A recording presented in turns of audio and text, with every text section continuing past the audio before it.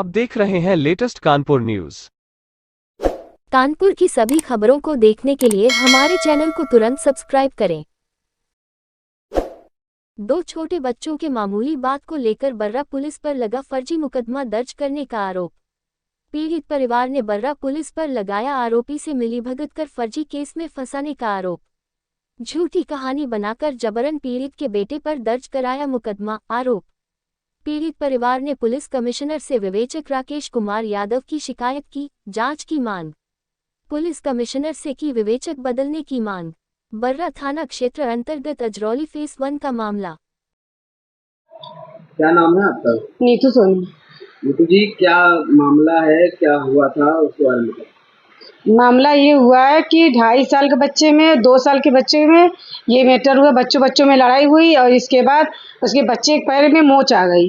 3-4 दिन तक वो मुंह मालिश करती रही और इसके बाद कुछ भी नहीं बोली। फिर इसके बाद बोली कि मतलब जो है कि हमारे बच्चे का इलाज कराओ। हमने उसको कहा कि ठीक है, इलाज कराने के लिए करी तो गाली गलौज ना करो, चुपचाप पैसे इनसे ले लो।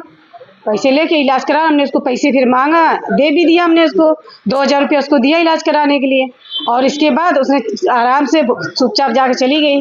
फिर इसके 4 दिन बाद मेरे मुकदमा जो है झूठी लिखा के मेरे दरवाजे पुलिस आई और इसके बाद हमने कहा ये तुमने क्या किया, ऐसे क्यों लेके आई? तो वो ये बोले कि मतलब जो है कि झूठी नहीं है, मुकदमा सही उसे बता मेरे लड़के का। लड़के के खिलाफ लिखा दिया, 4 धाराएं लगा के मुकदमा करके आया मेरे दरवाजे से रिक्शा और ये लड़के को दोनों लोग को ले गए थाने में। फिर हमने कहा सर एक बार जांच कर लीजिए कि मतलब ये रिक्शा चढ़ा हुआ है कि बच्चों की लड़ाई में हुआ है। तो उसने नहीं सुना, मेरी बात ना सुन के रिक्शा लड़के दोनों लोग के ले गए। हमने ये एसओ से बात करा दिया, उसी के पीछे के ले गए, मेरे वर्दी के बेइज्जती कर दी, इसलिए जबरदस्ती खिसिया के लड़के को भी ले गए, रिक्शे भी लेके गए। क्या क्या कहता है आपका ये अधिकारी, जांच अधिकारी ये कहता है कि मतलब जो है कि इसी दंड का मतलब जो तुम्हारे लड़के ने किया है और मोहल्ले में सब लोग ने ये गवाही दिया कि बच्चों के मैटर ये कुछ भी नहीं है ऐसा। वो और आपसे क्या कहता है फोन पे, बातें क्या करता है? क्या कहता है आपसे फोन पे ये कहता है कि मतलब जो है कि तुम्हें जहाँ जाना है, जो करना है, जो धमकी देनी है सब कुछ कर लो, उससे कुछ भी नहीं हो सकता। जितना ऊपर पावर लगाना चाहती हो लगा लो। और हमको 2 महीने से परेशान करा और इसके बाद ये भी बोला कि 20,000 रुपया हमको दे दो। अंडरग्राउंड दूसरे के हाथ में मांगा कि हमको दे दो, समझौता करवा देंगे। फिर भी ये भी नहीं हुआ। अच्छा। और उल्टी सीधी बातें करता है और बात करते तो कहती मेरी बात क्या रिकॉर्ड कर रही हो क्या मैडम, ऐसी जो की बात करती हो आप, इस तरीके से आप जो कुछ करना चाहो कर लो, आप परेशान मत हो, घबराओ मत, आपके ही पक्ष में होगा मगर मेरे पक्ष में कुछ भी बातें नहीं आ रही। अभी आप पुलिस कमिश्नर से मिली हैं तो क्या निकला? हम कमिश्नर ऑफिस में गए तो हमने यही कहा कि 2 महीने से परेशान है, दौड़ रहे हैं, नहीं कुछ हो रहा है तो मुझे ट्रांसफर चाहिए, उसके ट्रांसफर करवा दीजिए जांच में। कि जांच करने के अलावा भी ये मेरे पक्ष में नहीं उसके पक्ष में बोल रहे हैं।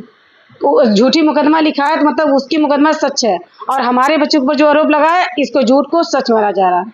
अच्छा, अभी आप क्या चाहती हैं? हम ये चाहते हैं कि अगर जो गलत है तो उसको गलत दिया जाए, जो सच है तो उसको सच कहा जाए, उसको बदल दिया जाए, उसको हटा दिया जाए दरोगा।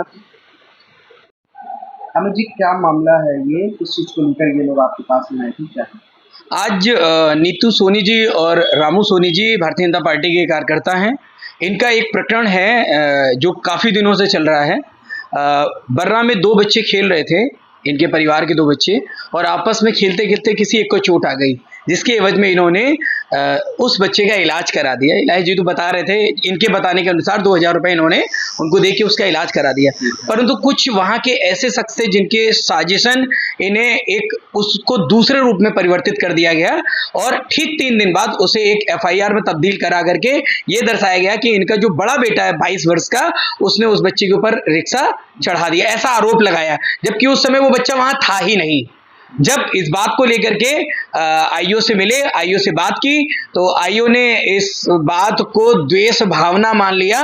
क्यों? क्योंकि उनका ऑफर था कि इनके बताए अनुसार कि वो कह रहे थे कि भाई कुछ हमें समझो, तो ये नहीं समझ पाए उस बात के पीछे उसने द्वेष भावना ने इनके खिलाफ मुकदमा लिख दिया और इस निर्दोष बच्चे के ऊपर तमाम तरह के आरोप लगा दिए।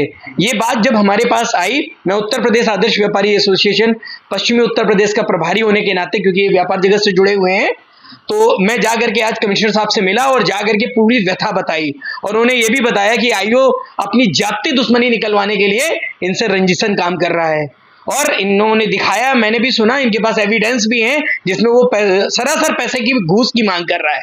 तो मैं चाहता हूं ऐसा भ्रष्ट जो अधिकारी है कमिश्नर साहब के माध्यम से या तो इसका ट्रांसफर हो और निष्पक्ष जांच होनी चाहिए। साथ ही साथ हमारी यही प्रार्थना है कमिश्नर साहब से कि इसकी जांच किसी अन्य थाने में भेजी जाए ताकि निष्पक्ष रूप से जांच हो पाए।